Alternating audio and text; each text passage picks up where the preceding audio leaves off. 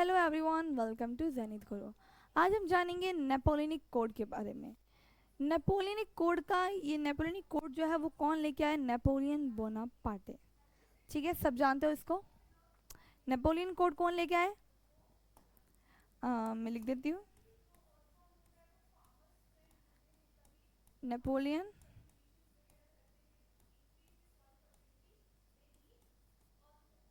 ठीक है, Napoleon Bonaparte.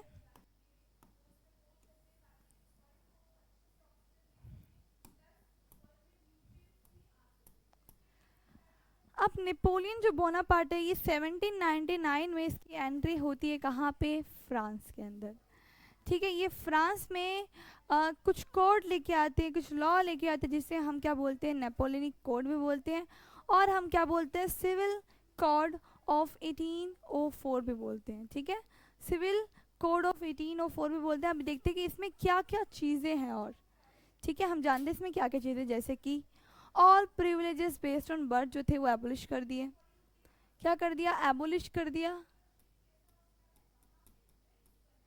Privileges based on the birth establish की थी क्या? इक्वालिटी बिफोर लॉ, यानी जो जितने भी लोग होंगे वो क्या होंगे? इक्वल होंगे बिफोर द लॉ। ठीक है, and secure the right to property. और क्या कर दिया? राइट टू प्रॉपर्टी को सिक्योर किया। अब देखो, this code was exported to region under French control. ये जो कोड है ये फ्रेंच कंट्रोल में जो भी रीजन थे वहाँ पे फैल रहे थे। जैसे कि हम बात करते हैं, अगर हम डच रिपब्लिक की बात करते हैं, स्विट्जरलैंड की, इटली की, जर्मनी की, तो नेपोलियन ने ये जितनी भी चीज़ें थी ये सारी बताई थी। सिंप्लीफाई किया एडमिनिस्ट्रेटिव डिवीजन को, एबोलिश किया फ्यूडल सिस्टम को। ठीक है, फ्यूडल सिस्टम को एबोलिश किया था, यानी जो फ्यूडल लॉर्ड वगैरह जो थे उस टाइम पे जो कि पीसेंट्स वगैरह से बहुत चीज़ें एक्सट्रैक्ट कर रहे थे। यानी फ्यूडल लॉर्ड जो थे, जैसे कि फ्रेंच में 3 स्टेट थे, वहाँ पे फ्यूडल लॉर्ड थे हर एक स्टेट में। तो इस तरीके से फ्यूडल सिस्टम था, इसको एबोलिश कर दिया, क्योंकि ये क्या था? एक्सप्लॉइटेशन था।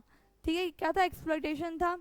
जो भी पीजेंट थे थर्ड स्टेट वाले तो एक्सप्लॉइटेशन था, यानी पूरे थर्ड स्टेट वाले में तो सिर्फ पीजेंट वगैरह भी नहीं थे, स्मॉल वर्कर नहीं थे, उसमें बिजनेसमैन, मिडिल क्लास, ये सारे चीज़, लॉयर्स, ये सारे ना मिडिल क्लास में आते हैं। इन्हीं की वजह से सारा रेवोल्यूशन वगैरह हुआ था, ये हमें पता है। फ्यूडल सिस्टम को एबोलिश कर दिया, फ्रीड कर दिया प्रिजन को फ्रॉम सर्फडम। ठीक है, क्या कर दिया? फ्रीड कर दिया पीजेंट्स को किससे? सर्फडम से। अब सर्फडम क्या होता है? सर्फडम होता है बंधुआ मजदूर। ठीक है, मैनोरियल ड्यूज से। इन द टाउन्स, अगर हम टाउन्स की बात करें तो गिल्ड रिस्ट्रिक्शन वर मूव्ड। अब क्या है कि जो रिस्ट्रिक्शंस वगैरह लगे थे टाउन्स वगैरह में, गिल्ड रिस्ट्रिक्शन से वो सारे रिमूव कर दिए गए। Transport and communication system were improved, और जो ट्रांसपोर्ट और जो कम्युनिकेशन सिस्टम था वो भी इम्प्रूव कर दिया गया था। ठीक है, peasant artisan workers new businessman enjoy new found freedom, यानी जो पीजेंट थे, आर्टिशन से वर्कर्स, इनको एक नई नई फ्रीडम मिली थी, जैसे कि इनको वोट वगैरह का वोटिंग राइट मिल रहा था।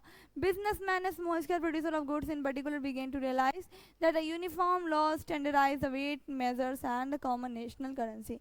अब क्या इन्होंने वेट को भी स्टैंडर्डाइज कर दिया, यानी जैसे कि एक एल नाम का मतलब मेजर करने के लिए एक है, तो उसमें क्या अलग अलग जगह पे अलग अलग मेजरिंग मतलब था। जैसे कि कहीं जगह पे 578 सेंटीमीटर, कहीं पे 678, तो इस तरीके से था ये चीज़ें। तो अब ये क्या है, यहाँ पे स्टैंडर्डाइज कर दिया, नहीं एक ही कर दिया, अब हर जगह जगह पे एक अलग अलग नहीं होगा। और क्या क्या इसने नेशनल करेंसी को भी कॉमन कर दिया, यानी पहले 30 करेंसी थी समथिंग इतनी थी, फिर 2 ही कर दी थी। ठीक है, इस तरीके से ये चीज़ भी चेंज लेके आए। Would facilitate the movement exchange of goods capital from one region to another. इस तरीके से मूवमेंट क्या होगा, जो कैपिटल का जो गुड्स वगैरह का मूवमेंट्स होगा वो ईजी हो जाते हैं, एक जगह से दूसरी जगह जो मूवमेंट्स है वो क्या हो जाते हैं? ईजी हो जाते हैं।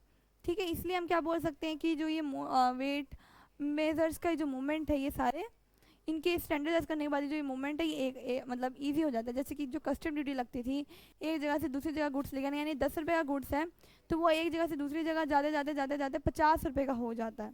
ठीक है, तो इस तरीके से क्या होता है यहाँ पे मतलब इस तरीके से जो है रेट बढ़ जाते थे, इसलिए ये सारी कस्टम ड्यूटी हटा दी गई, एक ही लगा दिया गया था। तो ये थे हमारे सिविल कोड ऑफ 1804। ठीक है, इसमें क्या क्या था? इसमें प्रिविलेज जो थे बेस्ड ऑन बर्थ इसको एबोलिश कर दिया, फ्यूडल सिस्टम को एबोलिश कर दिया, सर्फडम्स को फ्री कर दिया।